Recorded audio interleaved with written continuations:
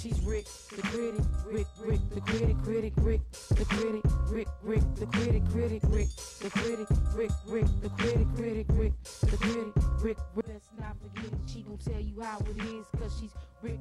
Critic when she all up in your city, oh you best not forget it. Let you know if she like it and if she get with it. Let the whole world know and be the first to admit it. Let you know if it's good and if she dig it. Cause she's Rick, the critic, Rick, the critic, Rick, the critic, Rick, the critic. She the first to admit it if she can't dig it. Cause she's Rick, the critic, Rick, the critic, Rick, the critic, Rick, the critic, Rick, the critic. Hi. Welcome. I'm Rick the Critic, and thank you for allowing me to come into your house today. I got a lot of stuff to talk to you about. We're going to talk about breastfeeding. We're going to talk about the library. We're going to talk about the sagging. We got a lot of stuff to talk about. But first, let me get this out the way. The library. I told you guys, I don't know who it is, but whenever I find a thief that's stealing the videos out the library, I'm going to personally choke him or her. You know, we used to be able to go to the library and take out as many DVDs as we wanted to, as many VHSs that we want to. We can't do that anymore.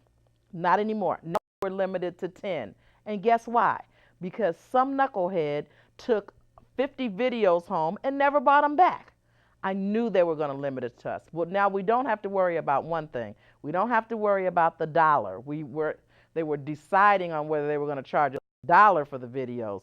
Now we're not going to get that anymore because Blockbuster, I don't know if you knew this, but up until yesterday, Blockbuster everything was 99 cents. You could get all the new movies for 99 cents, and up until yesterday, you could get a free movie every day. So out library because you got a big competition there.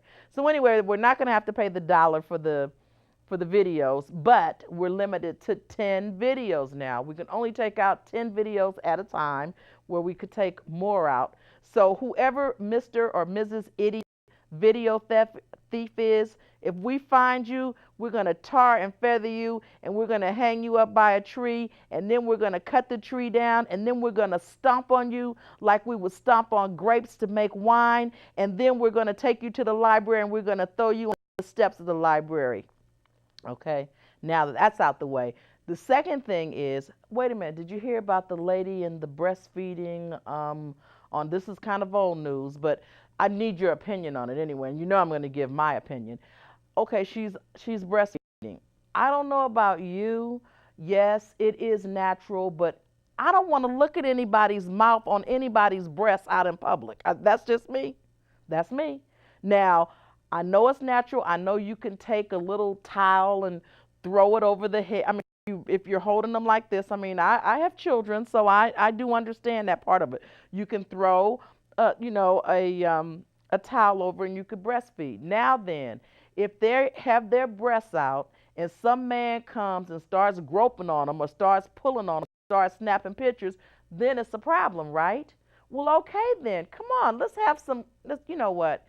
There's a little discretion here. I mean, come on. We should be able to, breastfeeding is not just something that just started. It's not like it, 10, 20 years ago, women decided to breastfeed. It's not that. Women were breastfeeding years and years. I mean, I'm sure Eve and Adam, I'm sure when she had Adam and Eve, when they had Cain and Abel, I'm sure she breastfed. Where else would the milk come from? Okay. So that was when they were naked, walking through the garden, and all of that was fine and good. Then we had sin, and they had to cover up. So, hey, what was good then is good now. We don't want to see your breasts. We don't want to see you feeding your baby. That's your baby. That's the baby that you love, and that's a wonderful thing. I think that you should cover yourself up when you are feeding your child, if you're out in public or whatever. Now, if you want to go out topless, and you know what I'm saying, and you don't want people groping or looking at you, then you know what? I'm sure the women, and they had girdles on and corsets on and skirts on and slips on and dresses, and they breastfed, and nobody saw it. Come on now, women. I'm a woman. I'm not opposed to not breastfeeding, but I think that there should be some privacy here. I think that if you have to feed and you're out in the public, I think you should cover yourself. Nobody want to see your breasts, and nobody want to see you feeding your baby. That's between you and the baby, okay? And with that said, now let's talk about this sagging. Now, I don't know about you, but my friend Ron Matthews over at over on Lincoln, we had this discussion during contracting class about this sagging. I don't know if you are aware, but now then, sagging it's a law, and it's under lewd and lascivious acts. So if they catch your child sagging, they can arrest them, and if they arrest them, they can be arrested as sex offenders, which means they would have to register for lewd and lascivious conduct. Come on now. Now, all of this, I heard about the 22-year-old athlete going to college and all that. I just got to believe that his parents raised him better. I got to believe that. I think it's obscene, and I think it's horrible that you should make us look at your behind, your underwear, and the crack of your tail. I don't want to see that. I don't want to see that. I think it's rude, and I think it's wrong. Now, you want to sag at home, and you want to expose your crack to your mother or your father or your sister or your brother in the privacy of your home or your wife, that's entirely up to you. But me personally, I don't feel like I have earned the right to look at your behind, whether it's clean or your dirty underwear or whatever. I don't need to see that. I don't need to see your tail. I don't need to see your pants sagging to your, I don't even know how they stay up. Not to mention, you know what, in another setting with your pants sagging like that, what you're doing is telling another, if you were in prison, you would be telling another man, hey, I'm available. Try that, for instance. You out there sagging, and there are men out there that are raping other men. I don't know if you're aware of that, but there are men out there raping. So when you have your behind exposed and you out there, walking like that, what you're saying is that you are available. If you are available and you are sagging, and that's how you're doing it, then you need to just carry your little pink something in the back of your pants, or just walk and just switch it. Just let them know that that's what you're about. But don't make the rest of us have to look at your tail all exposed. We don't want to see that. I don't want to see it. So now, with that said, I don't know, they threw him off the plane, or they arrested him for trespassing, but they should have arrested him for lewd and lascivious conduct. That's what they should have did. Now, in the real world, we can walk around. Now, I don't know how you expect to be treated when you walking around exposed like that. If you gonna walk around, it's kind of like, let me see, how can I put this? All right, I come out of my house, I go to the store with rollers in my hair, my house shoes on, a robe on, no bra, breasts hanging all out, and I'm in the store. How are you receiving me? I mean, what are you thinking about me? When I walk in the store, I got rollers in my hair, got my night clothes on, got my house shoes on. The first thing you probably say is, she need to be ashamed of herself. How she come out looking like that? Why she didn't put some clothes on? That's what you would say. And that's the same way I feel about that sagging. Why you come out the house looking like that? Why you didn't pull your pants up? Why you didn't put a belt on? It don't make any sense. And parents, if you see your son coming out the house and they pants is hanging, you need to correct that before they get out the door, because you're going to be the same one when the police pick them up. You're going to be the first one to cry out, they just picking on my son. They just picking on him. No. Get this. Pull your pants up and put a belt on.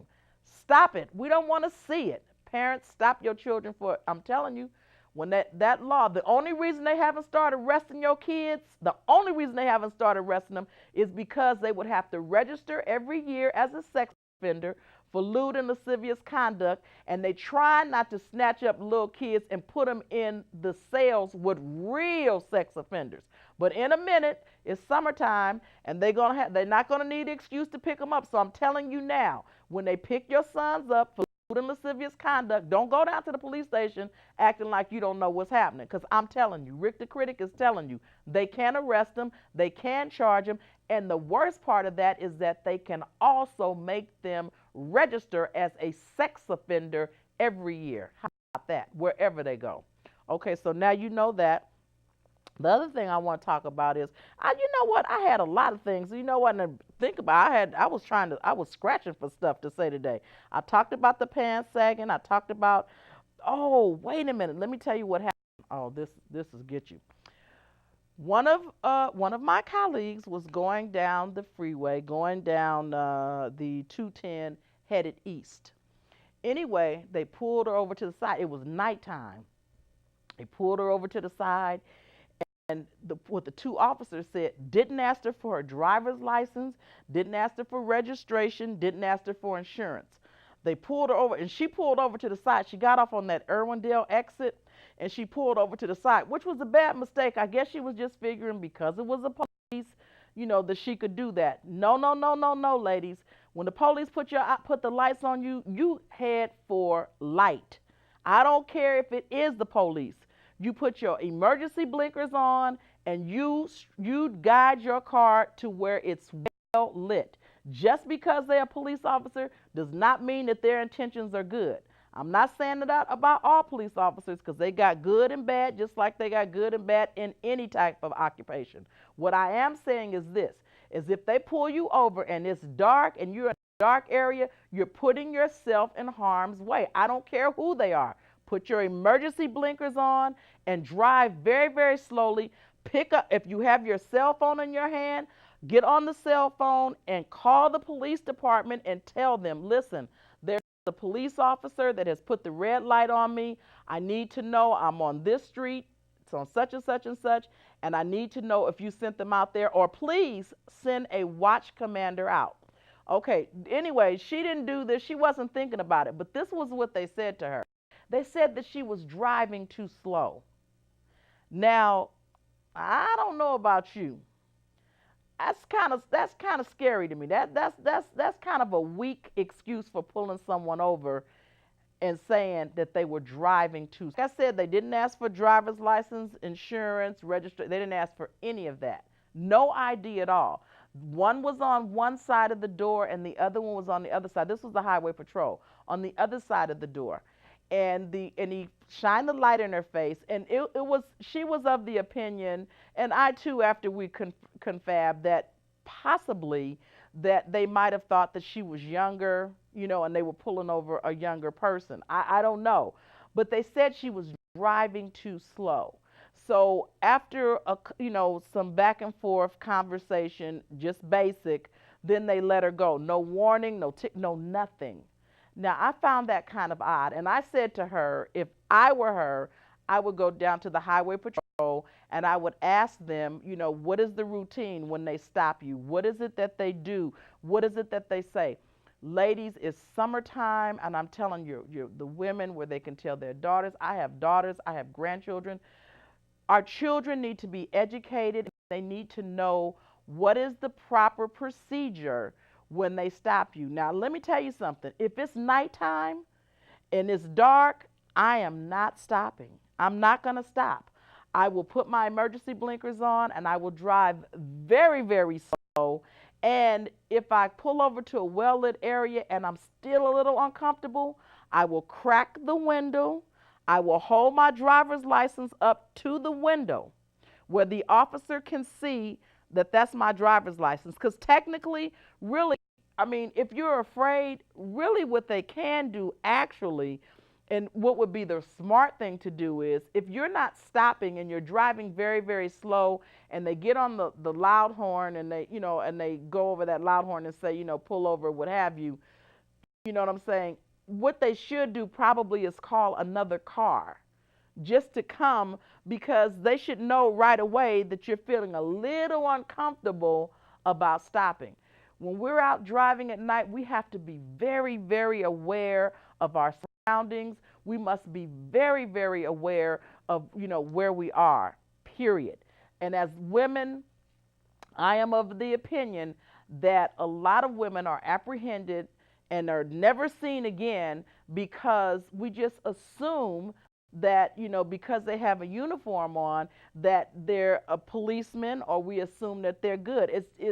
I'm not saying it's all policemen. What I am saying is that you can get those uniforms anywhere. For one instance, one Halloween, guy came dressed as a police officer, and in my mind, I thought, where did he get the uniform? So the uniforms are not hard to get. They really aren't. So just because of that, just take some extra precautions this summer. Let's just be safe this summer. Let's be aware this summer. When we get stopped, ladies, what do? We put on our emergency blinkers. Now, they might say you might be a little, sometimes they're so nervous because they're young and they're inexperienced. And then a lot of times on the weekends, they have those retired police officers because we don't have enough money to put the regular police officers for them to work on the weekends, so we pull out the old school guys. And sometimes those guys, they are just overly active. I mean, they get a call, they see something, they just beeline for it like it's something really, really serious, and it's nothing. So the regular police officers that, just from day to day, they act a little different from the ones that they pull out of retirement. So you got to be careful of that. On the weekends, they got the retired guys out there. So they act they act like that. So, routine stops for regular police officers, they might radio and they might do, go a little beyond before they just actually stop you. The weekend ones, they just glad to get a collar. They so excited about some action that they just overreact sometimes. So, and this is why I'm saying to you that you just be very careful. Like I said, don't pick up speed. Just drive very slowly. And I'm a little questionable. I'm thinking to myself, and I'm saying to you that you should use your cell phone. But you know what? That could be misconstrued as a weapon, and we don't want that to happen either. But if you have a telephone, and actually if you got your Bluetooth on, you could actually talk without picking up anything.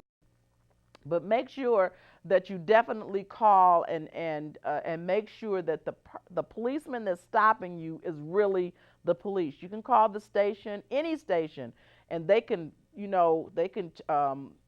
cut into where you are and know if somebody's out there. They can call dispatch. They can do all of that. So as citizens, we need to be aware. Not only that, and let me add this on too, we got to be more observant about what's going on around us in our neighborhoods. If you see stuff going on that's suspicious, if you see stuff that doesn't look right, you know what? Do not hesitate to pick up the telephone. That's what we pay the police for. We pay them to protect and to serve. We cannot always wait to call the police in anger. We call the police because that's their job. The sheriffs in Altadena, that's their job. The Pasadena Police Department, that is their job. And a lot of times it's like, well, we don't want to call the police. Listen, if you see something suspicious going on in your neighborhood, you call the police. It's going to be a long, hot summer. And let me tell you something. We don't need any more activity. Sometimes picking up the telephone can stop a lot of activity, a lot of crazy activity. So let's call them. That's what they're there for. They're there. They are public servants. We pay them to protect and to serve. We don't need to always go down to the police department talking to them about, how they rostered up somebody or they took my son and locked up. You know what I'm saying? If you go down to the police department and talk about when it's good, when they do good stuff, then get to know your policemen. Get to know the policemen that are in your area. If they come in your neighborhood all the time, you need to make it a point to get to know them. If you get to know the police officer, Officer John, if you get a chance to know Officer John, when you call off Officer John and you have a rapport with Officer John, guess what? When you call on the phone, Officer John is not going to hesitate to come because he knows who you are. So let's make it a point to know who we are, who's working in our area. Not only that, when your children are in trouble or if they happen to be hanging out with the wrong crowd, or not to mention they got a great Explorer program over at the Sheriff's Department, get your children involved. Let's get involved. If we had an earthquake tomorrow, we would all be the same. There would be no black, no white, no Asian, no orange, no blue, no brown. Everybody would come together and we would try to make the best of a situation. So before that happens, let's get to know who's our next door neighbor, who's the person that lives down the street, across the street. Let's get to know our neighbors where when there is a disaster or something does happen to happen, then we don't have to feel like we're imposing or we're intruding because we know that person, okay? All right, now, the other thing I want to talk about, and I don't know if you are familiar with it, I just read it in the Observer about the LGBT classes that they're holding in Stanford University. They're also holding them at San Francisco University and also at Berkeley. And now, and that actually 52 colleges offer these classes on LGBT. There are biology classes with LGBT. There are other classes where they teach the law for LGBTs. We need to know they're also coming to our high schools and introducing our children to these LGBT classes. Whereas if they have or if not problems, if they are gay, if they are lesbian, if they are bisexual, if they are transgender, in case you don't know, that's what LGBT means, they are coming to the high schools and letting them know that if they have any type of level of being uncomfortable in their schools, that they are LGBT friendly and that they should come and choose their campus. They are also introducing to them about gay and lesbian proms. They are also talking to them about other gay and lesbian activities, transgender and bisexual activities that they are having on these campuses. And I mean, there are a lot of campuses that are very open to teaching your children, and also, like I said, they are centering in at the high schools, and they are grabbing them up from the high schools and introducing them into their courses that they have at their schools for your children. So you might want to be aware of that and know that. Also, they have a new law that they are trying to pass called, I believe it's Senate 48. Don't quote me. I hate to even say this, and I'm not sure of the actual number. But anyway, what the bill will allow is for them to come into the schools and to be able to teach our elementary children, our children in kindergarten, we'll be able to teach them, you know, if you have two mommies, if you have two daddies, you know, that alongside with bullying, they will be teaching those to our children. And you don't have to be aware of it. You don't have to know anything. You just, if your children are there, there's no way to take them out of class or anything. You won't even know when they're going to do it. They don't have to tell you or anything. They can just do it. I do have a problem with talking to my children about anything. It doesn't have to be LGBT. It could be breastfeeding. I just want to be aware of what you're talking to my children about. I need to know that curriculum. I need to know. It has nothing to do with being gay. It has nothing to do with breastfeeding, the sagging, all of that we've talked about today.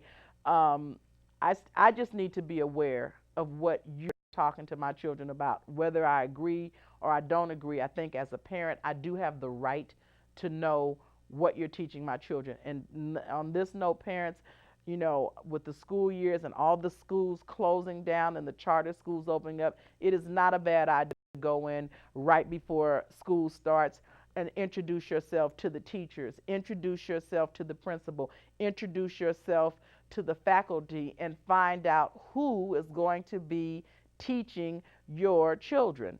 You need to know, as well as they need to know, who you are, and you need to know who they are. Teachers are just people. They are not these special people. They're no one. They are just people, educated people that are educated to teach and educate your child. It doesn't mean that once they leave the school and they get in their car that they're not Judy Johnson, you know what I'm saying, stripper or whatever. And I'm not saying that all teachers are strippers. I'm not saying that. What I am saying is that they're just regular people, and their personal life has nothing to do with the occupation. You know what I'm saying? They have gone to school, got their credentials to learn how to teach and educate, and that's what they do. Their personal life is their personal life. And I say this because when our children go to school, they're there to be taught And they may, in front of the teacher, they may be an excellent student. When they get home, they may slap you around, or they may, break out windows, or they may bully the kid next door. They may kick the cat. And at school, they may be perfectly just nice little children. So I'm saying that to say that, people are one way, if you know your child, if the teacher calls you up on the telephone and says, "Hello, Mrs. Jones, you know what? Little John was here today kicking the cat." You know little John is capable of kicking a cat.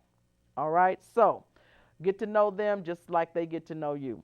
Now, I've had a wonderful time today, and I sure did talk about a lot of stuff. I hope I covered a lot of stuff. And as usual, if you don't agree, you can always call me and you can always talk about it. And I don't have a problem having you come on the show when we talk about it, because I just love to hear your comments. I am Rick the Critic. I've had a wonderful time. And remember, the people that show the least amount of love need the most amount of love. I'm Rick the Critic. Thank you for allowing me to come in. Good night.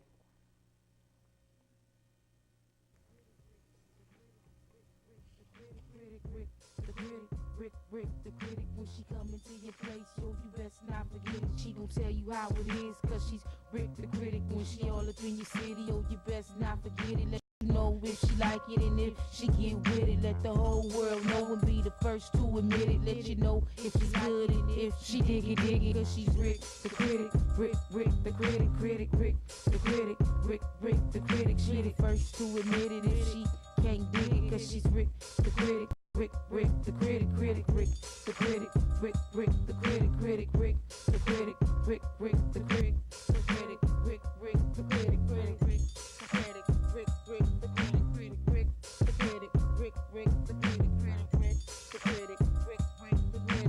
Rick the Critic, Rick the Critic, Rick the Critic, Rick the Critic.